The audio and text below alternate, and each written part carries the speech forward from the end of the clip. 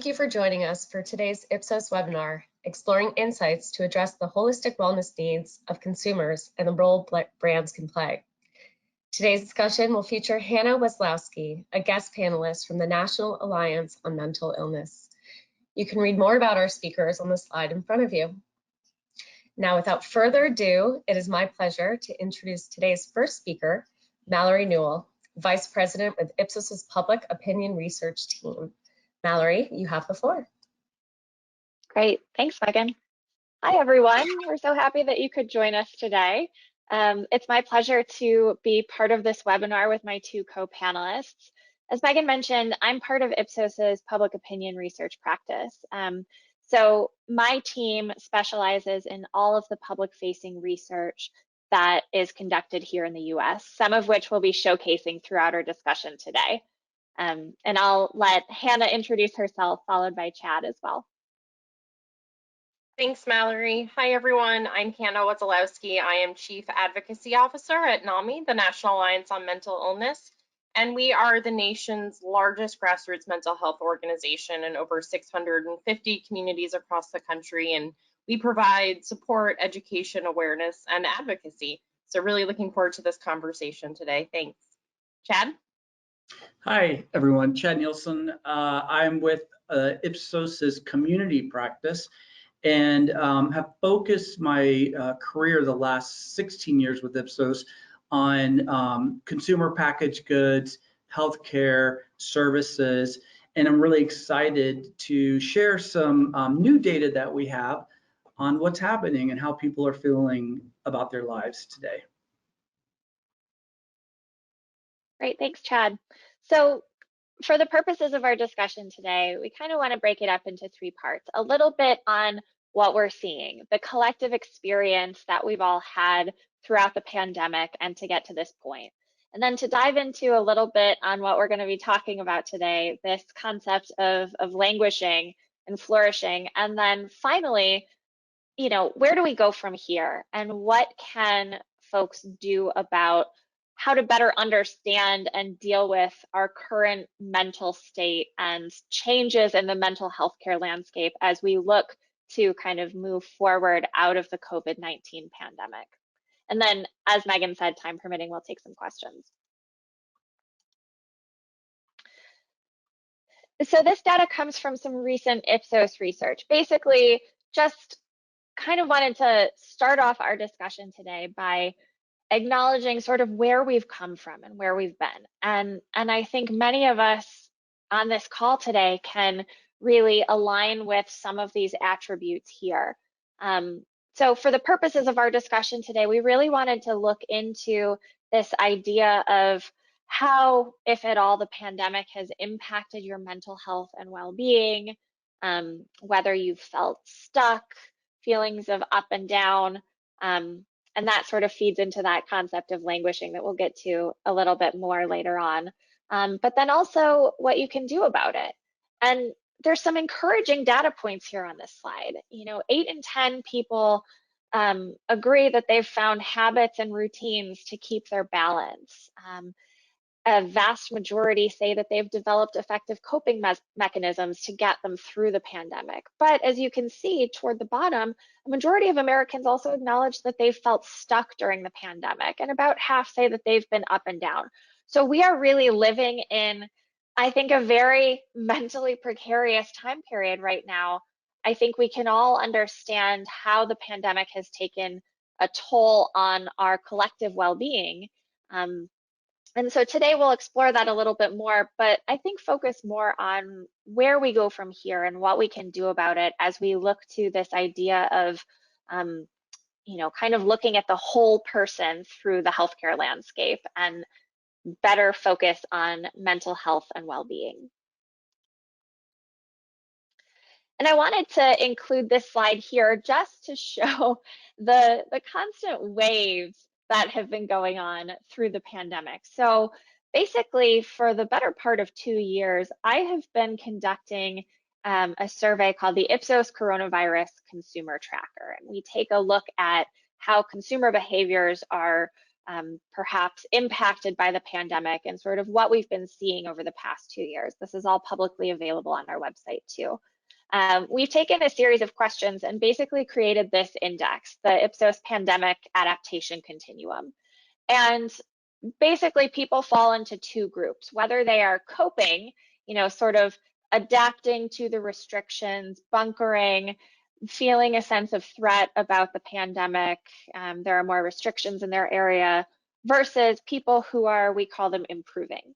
And that's people who are kind of moving past these restrictions, feeling like they're getting back to, using air quotes here, normal life.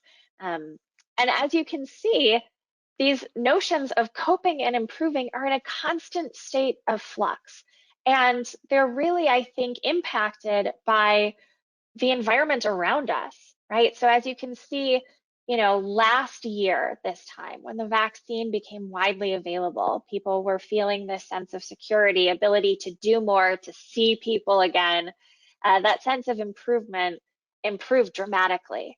And then when last summer hit, the Delta variant, we saw sort of an inverse, right? And people were back to that feeling of having to make adaptations, bunkering, feeling that COVID was a big threat to them. And we saw that again more recently with Omicron. So I think over time, these states that we are in have really been in a constant shift over the past few years.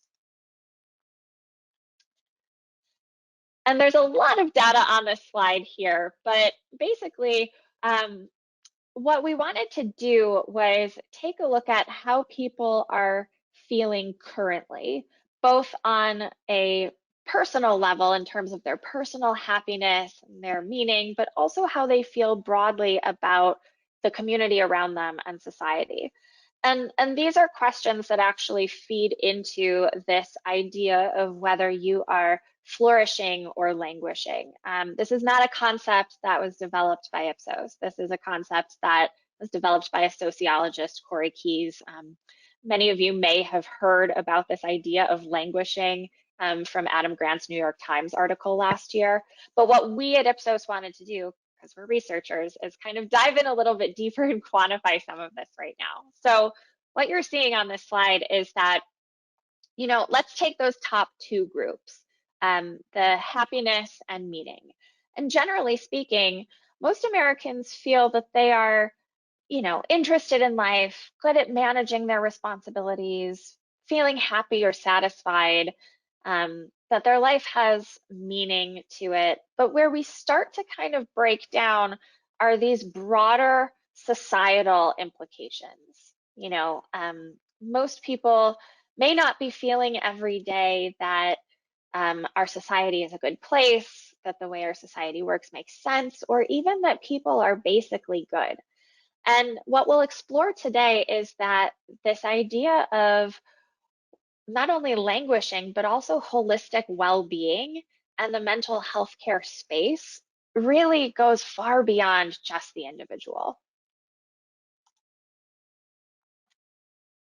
And then finally, for the context setting, and I'd love to bring Hannah's experience and expertise on this slide. This is some data from a recent poll that Ipsos and NAMI conducted together.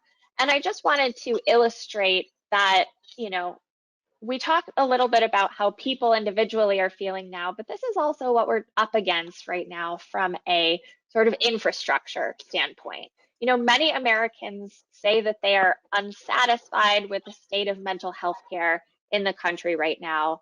3/4, that middle chart, say that they're not content with the status of mental health treatment in this country. And I think a big takeaway is if you look to the right side on this slide, a majority of Americans say that improvements are needed to how we deal with mental health or suicide crises in this country, or a drug and alcohol crisis. And there's a lot of strong intensity behind that. Most people say that significant improvement is needed. So Hannah, what does that tell us about how we move forward from here and what we need to do? Yeah, and hearing all of the data up till now, it's what we're witnessing here at NAMI. And I think it's what we've experienced for a long time, but I think for the first time throughout the pandemic, so many people have realized how their mental health, the people around them, is fragile. It really does impact all of us. And so a double-edged sword that we're at a point of acceptance, but there's really a lot of need out there for mental health care, someone to talk to at the very least, to deal with these ebbs and flows as we deal with different surges in the pandemic and differences of how we approach pandemic safety. You know, when we see 75% are not content with the status of mental health treatment in this country, it's really not surprising. And that's really because there is a very fragmented mental health system. You know, it really varies community by community. And it's straining an already precarious system a great deal, because so many people are trying to get help and there isn't a lot of help available. About 130 million Americans live in mental health provider shortage areas. It's a huge proportion of the population. We just don't have enough workforce to really meet the need. And unfortunately, a lot of people are forced to pay out of pocket if they can find a mental health provider. So when we look at this in terms of equity, it's also a big concern because not everyone can afford to pay out of pocket for mental health services. Yet we're seeing huge demand for having some place to go and getting that help as we deal with not just COVID, but social unrest and social justice movement, and so much that has happened in the last 2 years. It's really been jam-packed 2 years in terms of what's been happening in our society. So, you know, that this is, we're at a important tipping point in terms of how we invest in mental health care, and really realizing it is something that we need to look at a little bit more holistically. And if we think about our youth as well, I think there's really big focus, and I know we worked with Ipsos as well on a poll of parents, and almost half of parents are concerned about their children's mental health coming out of the pandemic. And when you're trying to find a provider for children and youth mental health, it's even harder to find somebody who has a focus and expertise in that area.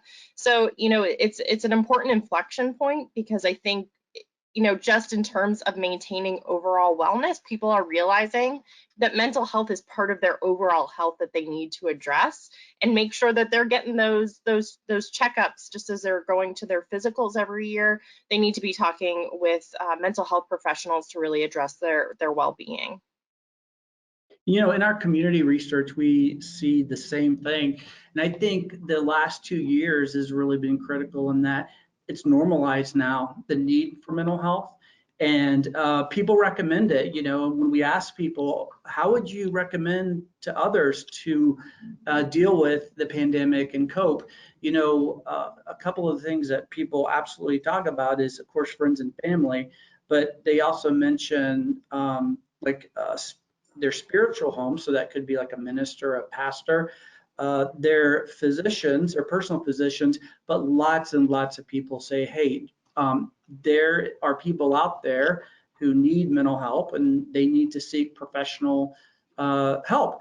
And I think that's a little bit different perhaps than what we maybe would have seen like 3 years ago, 4 years ago. You know, the culture has really changed when it comes around the awareness of mental health. Yeah, it's a lot more normalized now to seek that help, which is great. But it also means we need to invest in that infrastructure to make sure that when people try to seek that help, it's actually available in their community, and that it's strong in every community and isn't just available for some who have the resources to obtain it. That's a great point. And I think too, you know, I have to wonder if one of the reasons why people are starting to have these conversations about seeking mental health care is certainly we are at this inflection point, as Hannah pointed out, and the past 2 years have really taken their toll. But this idea of languishing, as you see on this slide, is almost like this feeling of just being stuck in the middle, right? I remember when that New York Times article came out last year, it was being described as sort of like not feeling depressed, right? But you're not necessarily happy or content with everyday life as well. You're kind of just muddling a little bit. And as we sort of experience all that's happening around us, I think it's forced people to kind of reckon with what it is that we're dealing with, and to be a little bit more introspective of, you know, no, I don't have depression, but maybe there is something going on. Maybe there is something here.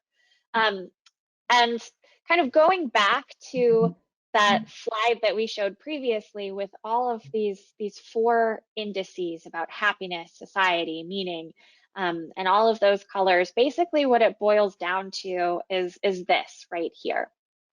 And again, this is something that the sociologists came up with and have, I know folks in this field have been exploring for many, many years at this point. But basically, if somebody is flourishing, if they're feeling happy and good, they have more personal happiness, get a broader sense of meaning from the world around them, a sense of belonging, again, which I think is very important and speaks to what Chad was just saying, that people are looking to not only friends and family, but to others in their community around them, and also a greater sense of hope. And so if somebody, on the flip side of that is languishing, they're less likely to feel these things. And so I think as we look to move forward here, this right here is sort of what we are tasked with addressing.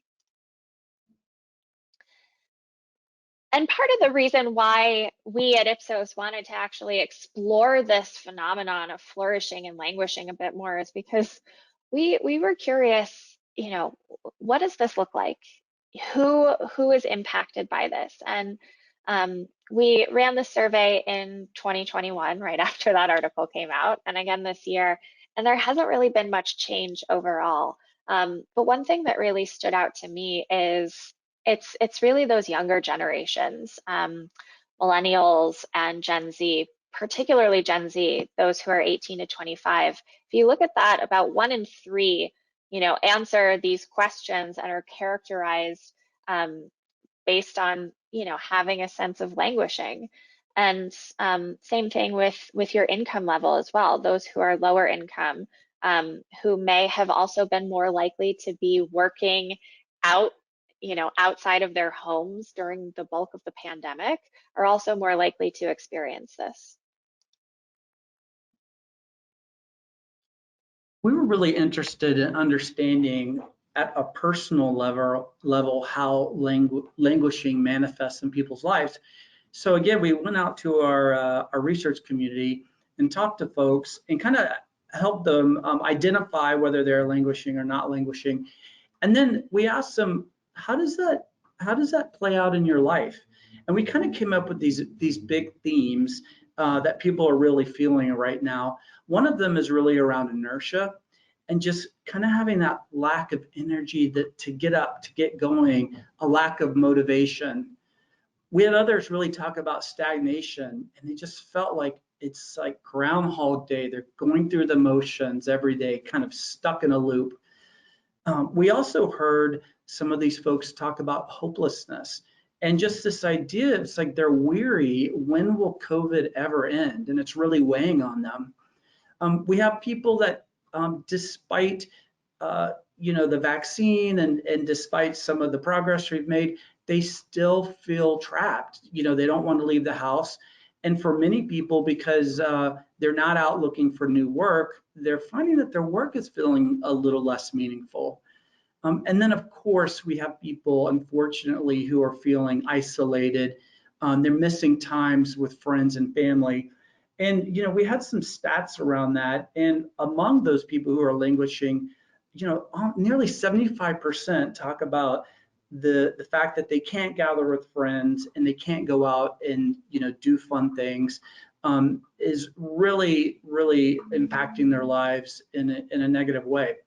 And it's getting to be summer and people love getting out. They love getting to concerts. They love going out with friends. And a lot of people are choosing not to. And so they really feel like they're missing out, and just the joy of life is kind of passing them by.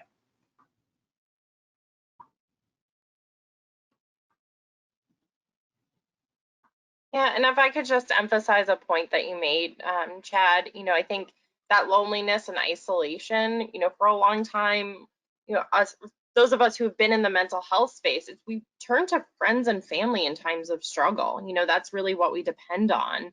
And those positive social connections have been shown repeatedly to contribute to overall mental well-being. So for those who are languishing, it's really this vicious cycle of feeling isolated, then you're not connecting with family and friends and doing anything, and then you feel even more trapped, more lonely, more helpless. And it really just feeds on itself. A lot of people have also lost the people that they turn to as a result of the pandemic. We've lost many lives, and it's really disrupted that for a lot of folks. So, colleagues, family, friends that they may have turned to that were part of their social network, really that has been disrupted completely. Whether they've lost a job or somebody has passed away, it's had a huge impact on day-to-day lives. So, I think there's a lot of impact here on overall well-being when we think about those different factors of not being able to socialize or doing the things that we can look forward to. It has a huge impact. Absolutely. So I think we've talked a lot about where we've been, and this idea of languishing, this, Chad, I think you summed it up really well, this sense of a lack of inertia, right? Feeling stuck. So now I think we need to kind of look forward, right? Where do we go from here? Not even as we're, per your point, Hannah, not even as we're coming out of the pandemic, but as we're just moving forward collectively in a society where a lot is happening right now, global unrest, on top of, the pandemic. And I think that's really the question at hand, right? For companies, for brands, for those in the healthcare space, and just for us as individuals and how we relate to each other in communities, right? How do we look at our own healthcare and our own well-being from here? And one thing, Chad, that you did that I really like is this on this slide, which I'll let you talk about. But what advice would you give to somebody that's feeling these things and going through it right now? Thank you. Yeah, we talked to over 1,000 people, and we asked them, how would you advise those who are coping with the pandemic, helping them to move beyond just living and staying in that inert state, but moving on and actually progressing and maybe even moving to that flourishing space? And like we talked about earlier, mental health now is just, really just part of the zeitgeist. It's like everybody's talking about it. And so there is this balance. People talked about mental health and they talked about physical health. With mental health, a lot of people said it's really important to keep your brain, exercised. So I don't know how many of you are doing Wordle. I got Wordle today in 4 rounds. It was a little tricky. But really suggested that people use some of the games, the apps, the things like that. But then there was a lot of talk and advice on just staying focused. And I have a quote down here on the left-hand side of the page, and this person said, "Curb any negative thinking. Remember, so much is in your own hands."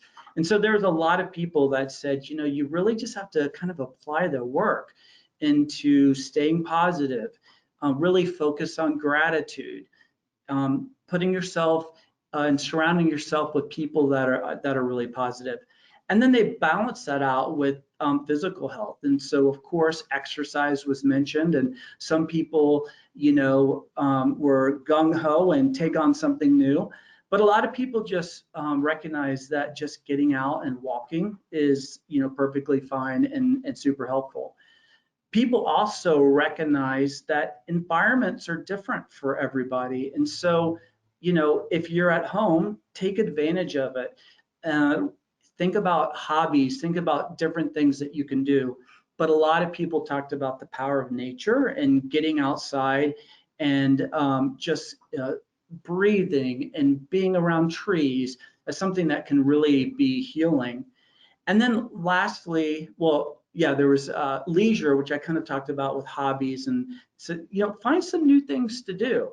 But, the other big part of it, and Hannah really kind of talked about it, is just that connection with people and, friends and family, your work colleagues, and just how important it is. And we're going to see in a couple of slides really how important your customers or your constituents, how they feel about connection and the role that it plays in their lives.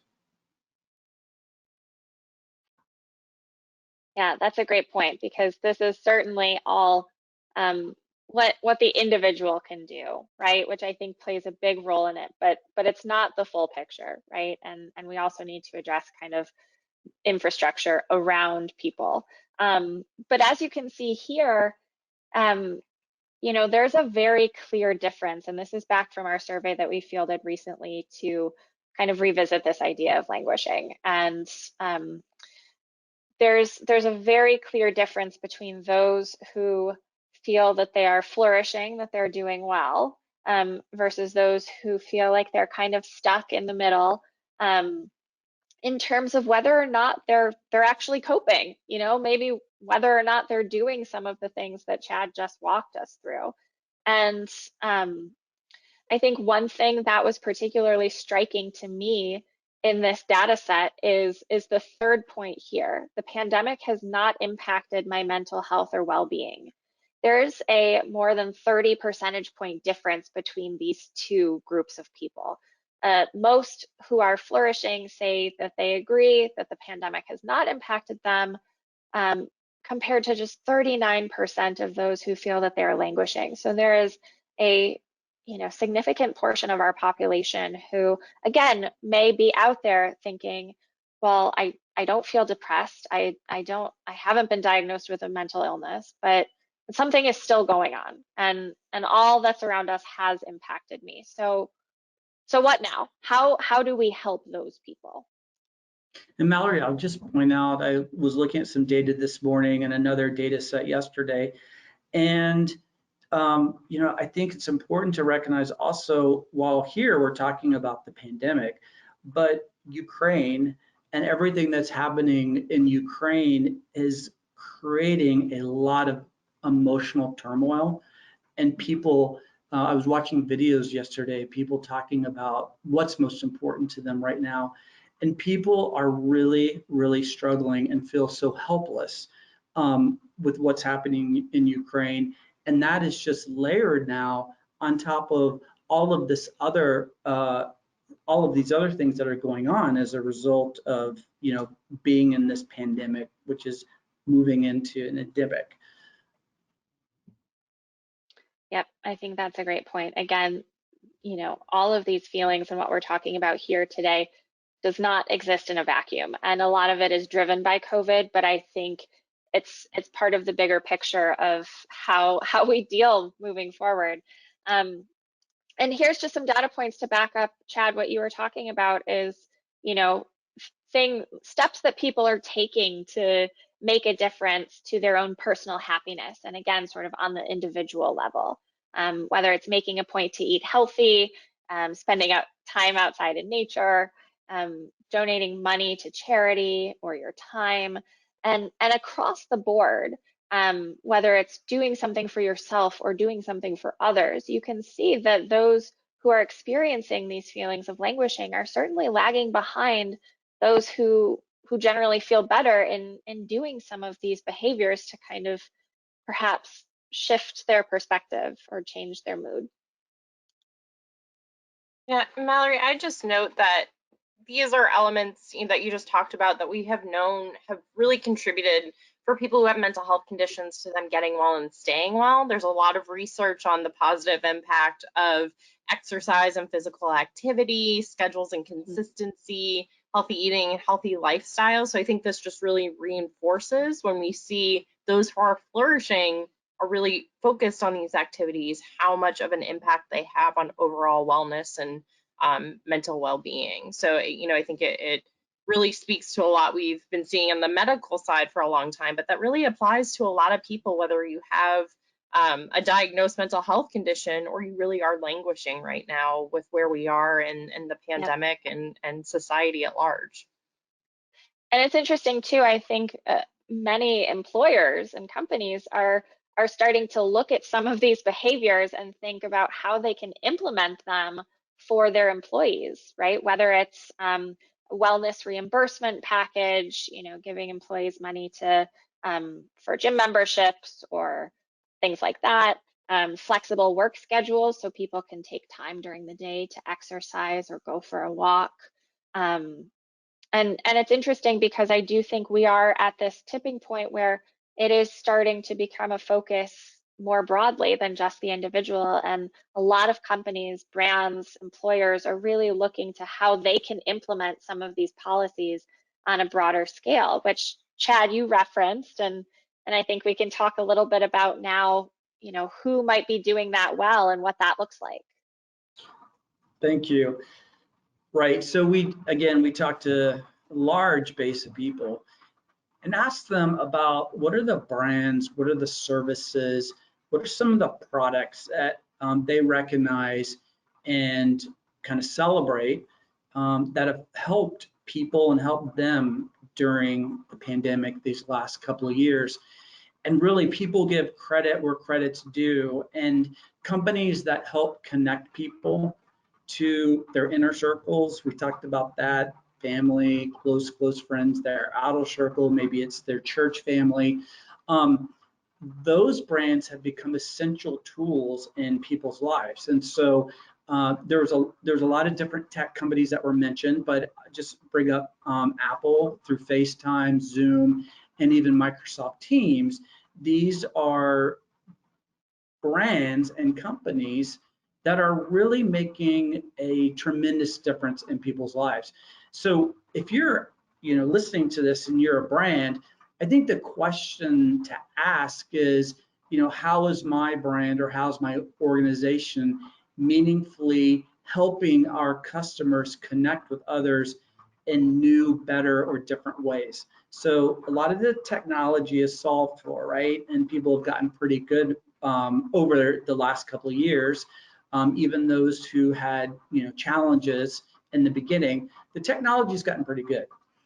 But as far as helping your customers connect with people close to them, or even broader to a larger community, what could be your role in doing that, and how could you do it a new, better, or different way? One of the clients I work with likes to talk about no consumers left behind. Can you think about, do we have people that we, our customers that might be left behind? And if so, what role could we play in filling that gap? Another group of companies and brands that people really talked a lot about was all around mental health and wellness, of course, topic that we're talking about today. And apps like Calm, they were talked about quite a bit, and people really appreciate them. I have this quote, I just stumbled on it as I was kind of getting ready for this. And one of our respondents said, when we asked, what's a brand that's been helpful, and she said the Calm app. She goes, I haven't downloaded it yet, but their ads inspired me to take 15 seconds to just sometimes stop and breathe. I'm like, wow, that's powerful.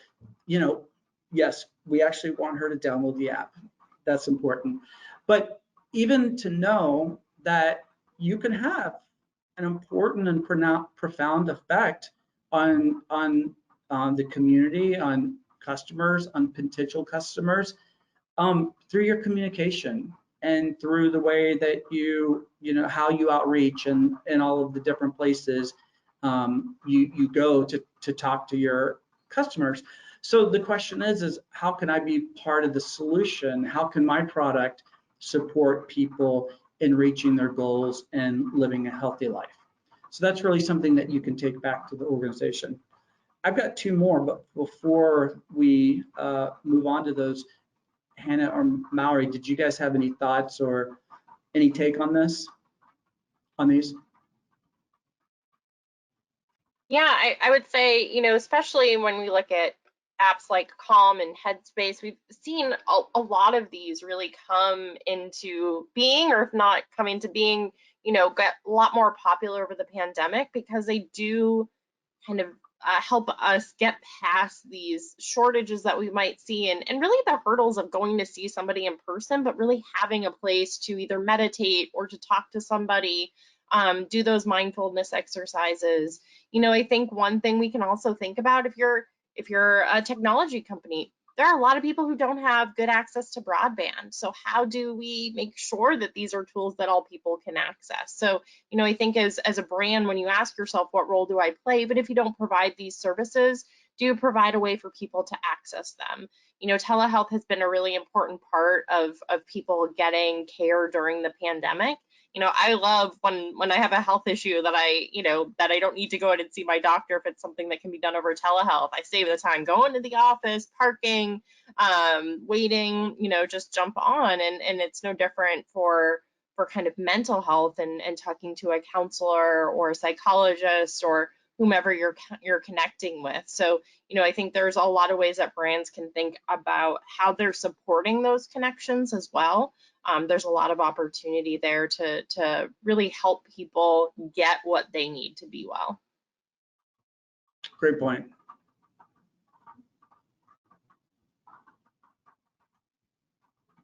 All right. Now, we talked a little bit about kind of how we connect to people, and Hannah, I think that's a great point about telemedicine and apps that are helping us, be more holistically well, right?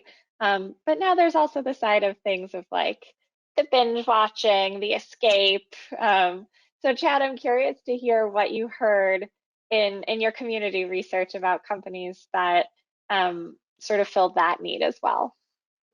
Yeah, it's interesting. I don't think it would be exaggeration to use the word gratitude when people think about a company like Amazon, Walmart, or Instacart. There were a lot of other examples. These are just 3 that I pulled.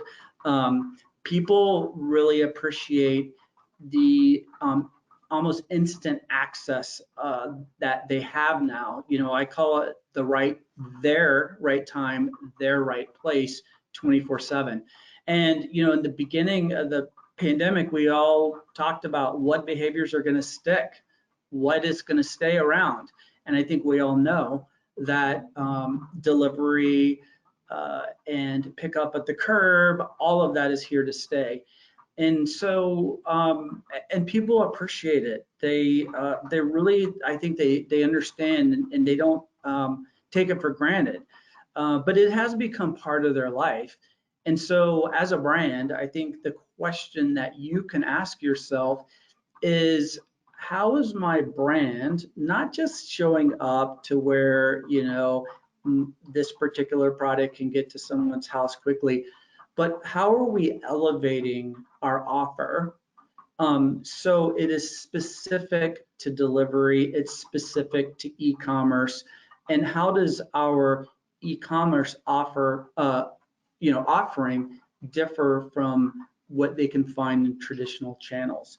So I think there's a lot of opportunity to think about innovation by channel and the different kinds of products. They may be easier to deliver, they may be easier to pull, when they're pulling it from the store shelves to ship it out. Like I think about, when you see people at Whole Foods and they're pulling and putting it into baskets, so you do have opportunities to think about how your product could be made better, could be packaged differently to really support this, the new world that we're living in as far as e-commerce goes. The other thing that people talked a lot about, and this one really surprised me, but they really said that new streaming services, like HBO Max, Disney, and then Netflix, which is of course at this point kind of old school, but they were critical to helping people get through the pandemic and getting through the pandemic. Really important part of people's lives, actually. And 2 other things that came out quite a bit was gaming. I'm not a gamer, so it wasn't something that was like top of mind for me. But for a lot of people, it's entertainment, it's a respite, it's a way to escape. But there's also ways to connect with people globally by playing games with them and making connections with them. So gaming was really important. And of course, there is a group of the population who is ready to get back on airplanes, ready to get back in the car, ready to get going and travel. And so that was something else that came through that was really important. And so really what people are looking for are experiences. And so as a brand, I think you can go back and talk to your colleagues and think, how is my product, or how's my service, or even the way we communicate with our constituents, how does it enhance people's experience? And what levity are we bringing to people's lives? And how are we helping people to get that escape that they really need, that's helping them? Again, this is all about thriving. Like, how do we get into that place that we're growing our wellness? And for a lot of people, entertainment is a really important part of it. And so you have an opportunity to, again, like, how can we bring some levity and some fun to people's lives? Well, it's not just that too, but the common thread that I see through all of these companies that you've talked about here is, bringing this back to what we're looking for as we think about well-being is a sense of ease, right? As, the ability to access healthcare at your fingertips when you need it, the ability to get food and groceries delivered to your home, whether you're an essential worker or you've got kids at home, or you're sick, and ease of entertainment and connection with people as well. And so I think that sense of how can we facilitate ease, and per Hannah's point, how can we make that ease equitable, right? Is a big key to the future of wellness and the future of how we look at our collective well-being. And then finally, I'd just say this, right? There is also broad support from the American public. Way back at the beginning of these slides, we talked about this profound need that something needs to change, particularly when it comes to mental health care. But there's also broad support for making those changes and developing a more critical infrastructure. Again, this data comes from the work that Hannah and I did together. And as I told you, Hannah, when we actually fielded this and we were going over the results, it's not often that I see numbers like this, when I'm conducting public opinion research on support for policy initiatives. So this is really striking. And around 9 in 10 want to require all health insurers to cover mental health crisis services, or support the creation of 24/7 call centers to deal with mental health crises. And so not only are we talking about this ease of access for consumers, but we're also talking about this desire, this bigger push to make a change. And I think we're at this point where there is some momentum here, right? There's acknowledgement that because of everything that has happened over the past 2 years, change needs to be made. There's desire to make that change. We're kind of seeing a little bit of what that could look like on the consumer side, but also from the policy perspective too. There really is a broad push that now is the time to act and to work to collectively improve our mental health crisis response in this country, and to help people who are suffering and who are trying to work through some things right now. Yeah, and I think if you have a physical health crisis, you have a heart attack, you call 911 and you have an expectation of what's going to be available. EMS is going to be dispatched, should probably be taken to a hospital. And I think that there has been, as people are more exposed to mental health over the last few years of really thinking about it and being concerned about their loved ones' mental health or their own, that they're feeling a lot more vulnerable and realizing that infrastructure is not really in place. If their mental state deteriorates, is there going to be help available for them, for their child, for their spouse, for their brother, their sister? There's a lot of concern out there, health insurers don't cover a lot of mental health services still. So, again, it makes it really hard to access it. And a lot of the mental health providers out there don't take insurance because the reimbursement rates aren't high. So there's a lot of things that we need to do to make this accessible. And I think people are really realizing that languishing, it just could take one thing to kind of push you into a mental health crisis state. It may be temporary, but if you are there ever, you want services available that treat you with dignity and respect and get you the help that you need, just as would happen if you break your arm, or if you get COVID, that there's healthcare available. I think, again, it's just addressing our overall health and wellness, that this is something that's really important. That's right. All right. Well, we've spent a lot of time walking you through kind of some existing trends, a look into sort of what public opinion says around our current well-being. So we've got a couple time for questions.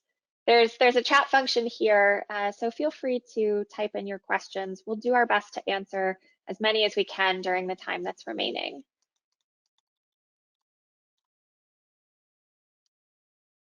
Chad, I think you're the keeper of the questions. Do we have any that have come in so far?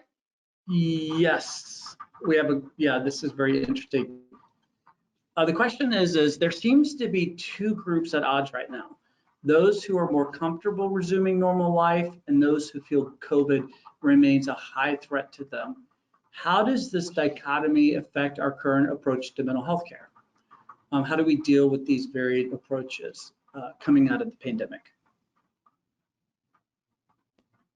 Yeah, I think that's such an interesting question because, as I mentioned before, our social networks are so important, but there is this real dichotomy of, people who are still really, being extra cautious, have extra concerns in their life, are worried about the pandemic, and those who, are feeling like they are ready to be more out in the world, or have to be. And so, it is creating strains on those social networks that we depend on because people feel differently than the people that they're closest to.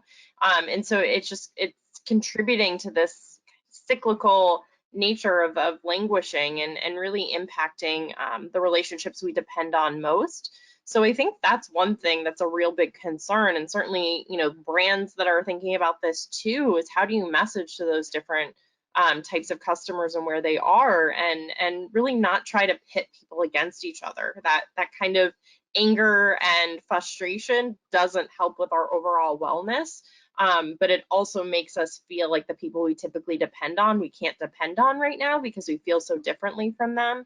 So it does have a huge impact when we look at mental health and how we help people coming out of this pandemic. So it's an interesting question, and I think something is how do we bring people together and not feel like they are pitted against each other, which frankly, I'm a political person. That's hard, and it's hard in all aspects. It's a highly partisan environment too, and that contributes to it.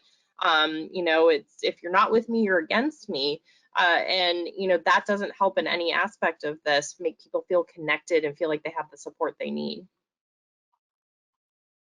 I think your last point is exactly right, Hannah.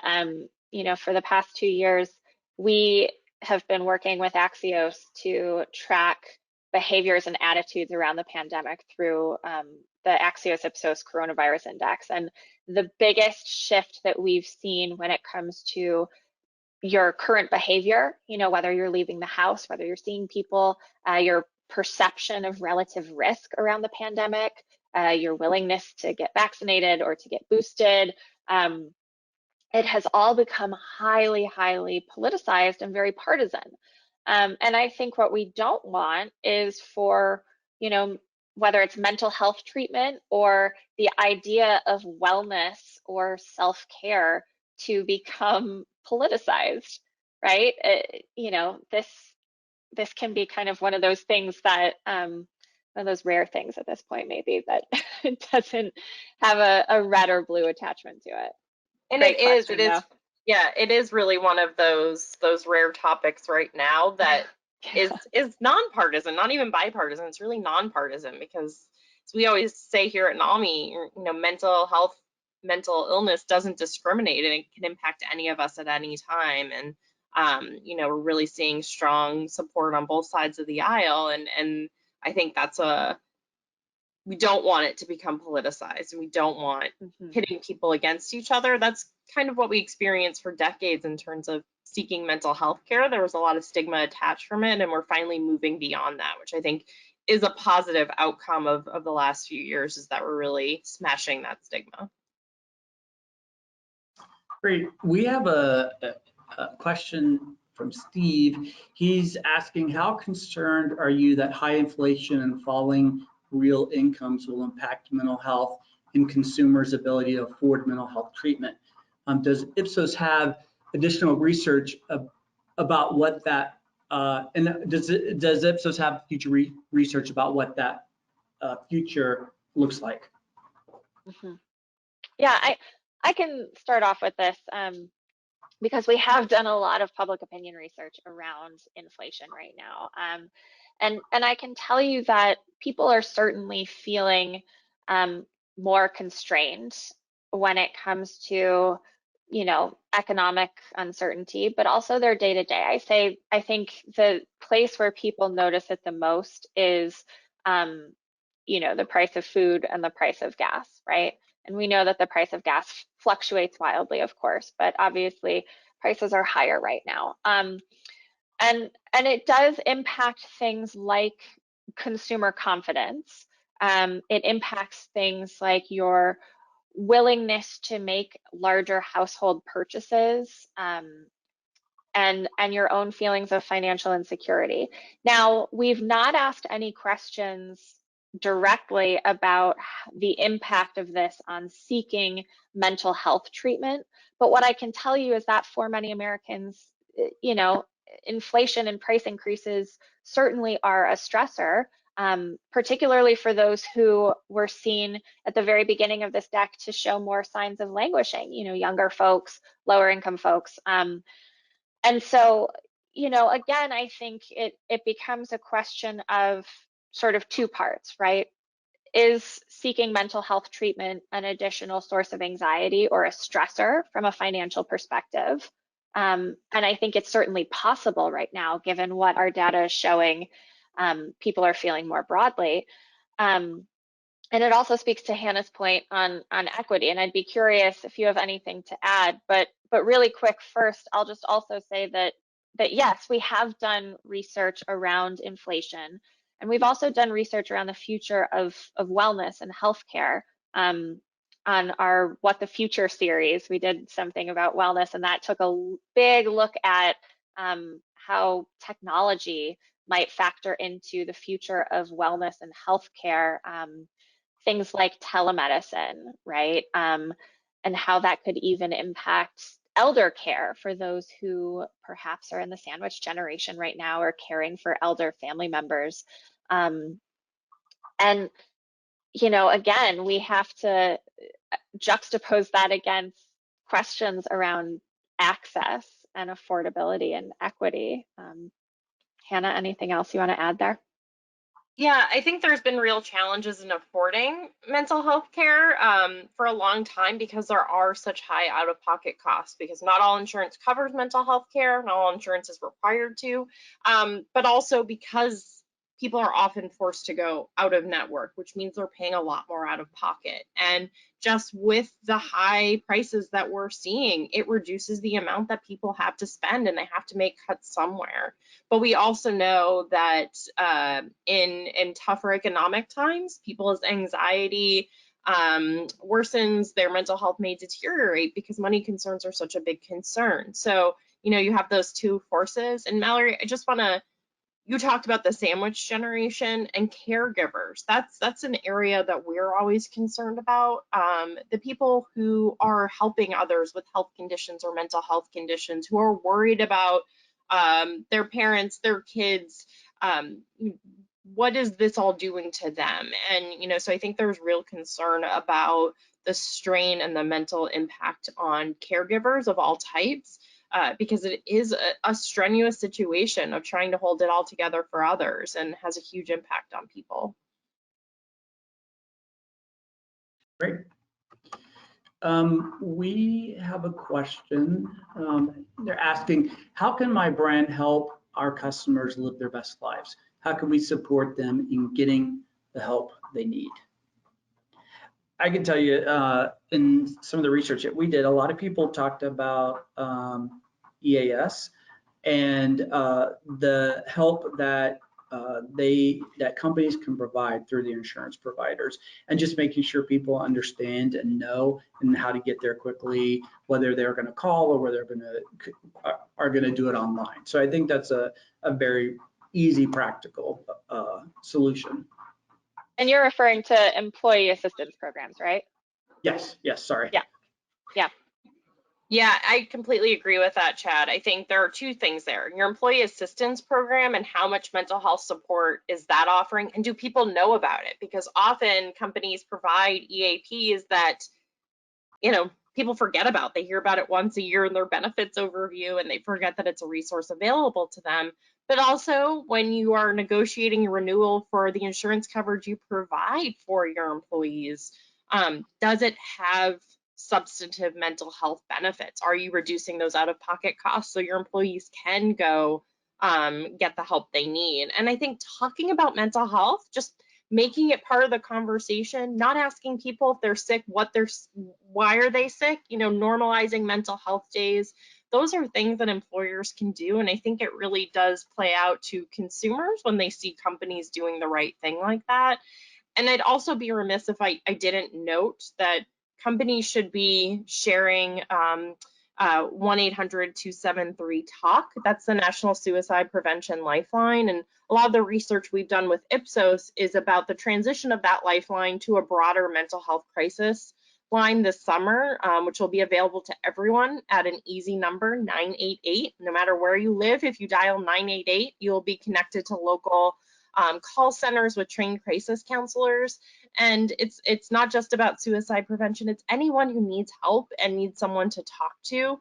That's a resource that's available. So it's 1-800-273-TALK, 8255 right now, but later this year, after July, 988, anyone can dial it. And I think companies can play a big role in making sure that consumers, their employees, everyone knows that that resource is available no matter where you are. That's a great opportunity for brands to get involved and make a meaningful impact in a big way. Consider they've got loud voices and people are listening to them. Their customers are listening to them. So that's exciting. Yes, we are very excited about it. Thank you all so very much. Mallory, Hannah, Chad, what an incredibly important and relevant presentation you guys just gave. Blown away. And thank you everyone for joining us today on this webinar. If we didn't get to your question, as they mentioned, we will do so by email, and you will also receive an email with a direct link to today's recorded presentation as well as the slides from today.